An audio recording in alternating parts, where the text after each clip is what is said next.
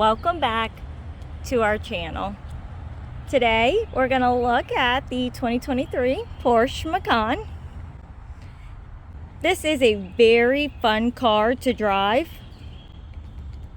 and as always I'm going to show you around the outside before we jump in.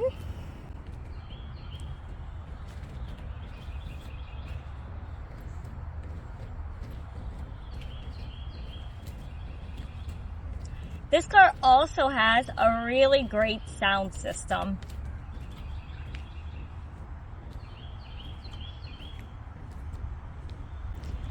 This is our fourth car, and honestly, it does stay parked most of the time. Unless we're just looking to take it out to have a little bit of fun, because this is one of the more fun vehicles to drive. And yes, I do realize it's loud. Every time I drive it, someone says that. Getting a closer look, this car is so easy to park because there's a sensor here. There's one there and one there. They are also on the back side, and it shows you lines of how close you are, and it also beeps at you and changes colors and lets you know. So this is one of the easier cars to park for sure. This is your blinker. On the outside, it shows it there, and then it's also marked right here. And then on the inside of it is a blind spot control or alert. It is keyless. There's your lock and unlock. So when you lock it, your mirrors fold in, and they'll stay folded in even when I unlock it until I crank it. You open the Porsches right here, and that's been pretty standard on all of them that we've owned.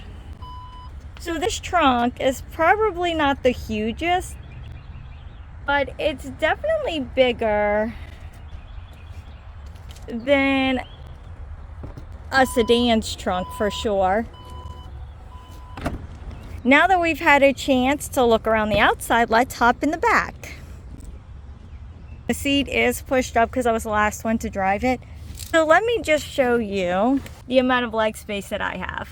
It's not bad, but if a man was driving, you definitely would not be able to fit another man in the back seat. Here in the middle is the temperature control, and I do like this because in the back, they can control their temperature and their airflow, not just their airflow. They do have mini USBs. And on this side, my 13-year-old was sitting, and you can see, I don't think I could even sit there.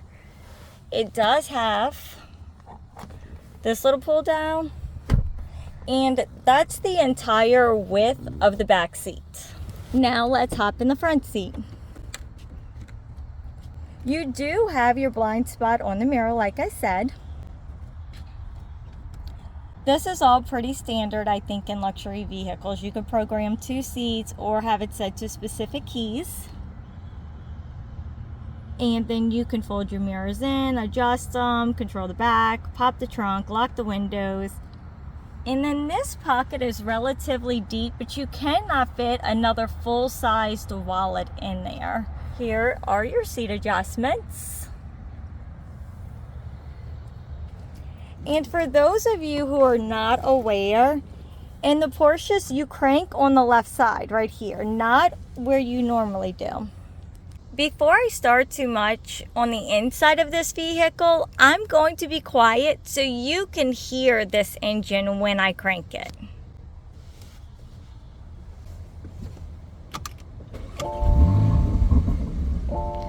And y'all, that's a good thing, because that is what makes this car so fun to drive. Before it goes away, I do want to point out one thing. If you look on the bottom right of the dashboard, it shows that the back 3 seats are unbuttoned. They would be green if the kids were buckled in. And I do like having that feature since I do have kids. But coming back down here so we can get a basic understanding of what it is that I'm doing.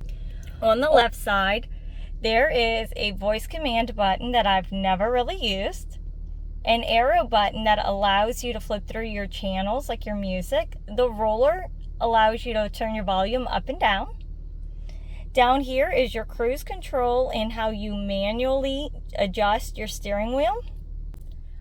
On the right side is your windshield wipers, and it is equipped with this feature. And I'm sure for those of you who are avid car lovers, you know how to use those, but I do not, and they've been in several of our cars and I've never used them.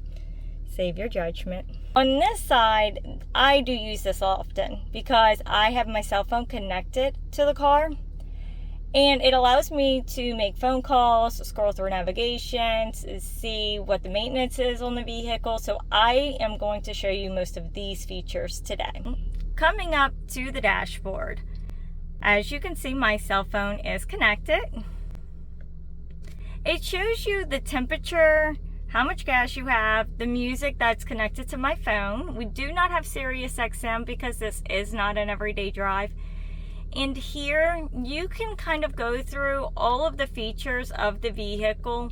You can click down on the scrolly on the right side and get more options on each one of these.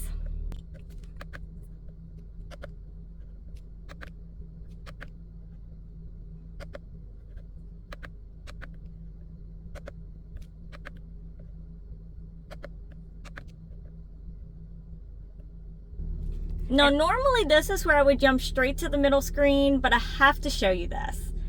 Because yes, you could see the time in other spots in this vehicle, but all of our Porsches we've owned have had this, and I love it. I just think it's super cute. So currently, my phone is on, but nothing is technically playing. So we'll kind of go through these features and show you what we have. So here is where we are.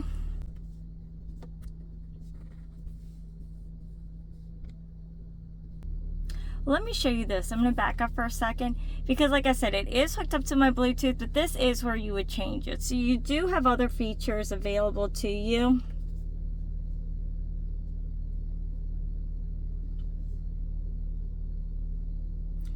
In this car, you can adjust some things, but not all of them. I'm not going to click each one of these because it's pretty basic and would just take a whole lot of time. Now, as you can see, I always have makeup on, and I am leaving fingerprints all over the screen, so I don't really love that, and it's a problem I have in all of our darker vehicles because I end up leaving my white fingerprints everywhere.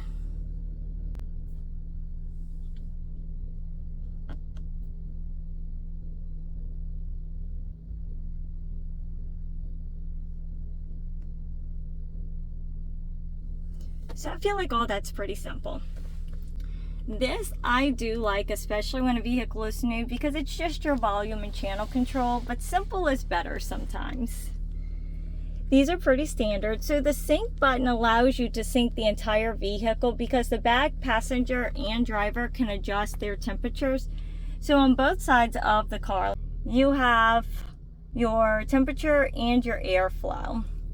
And you can adjust where the air is flowing at, which I really like because I want the AC on my face and I want the heat on my feet.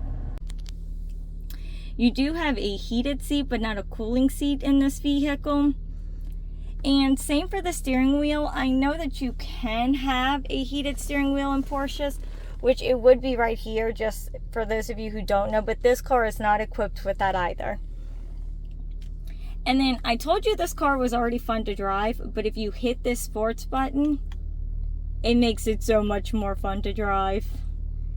There is an off-road feature for this vehicle, but I'm not sure why, unless you would use it in case you got stuck. It does help you drive if you want it to be set on that, but this is not my main vehicle. This is Hansu's play car, and he doesn't tend to like that so much, so it usually stays off. And yes, I know this saves gas, but we don't really use that so much either. This little cubby is perfect because I often will drop, this is our gate key to the neighborhood, but we also drop the key fob in here.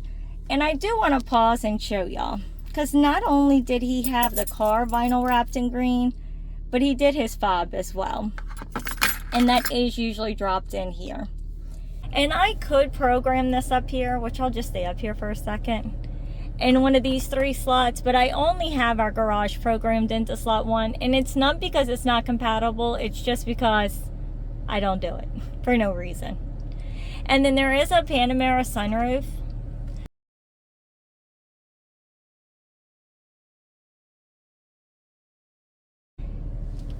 So coming back up here, this is how you open and close it. It's pretty simple.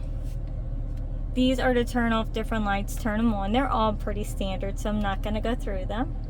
Something I do wish though, and this is a common theme in Porsche, is that there's no sunglass holder up here.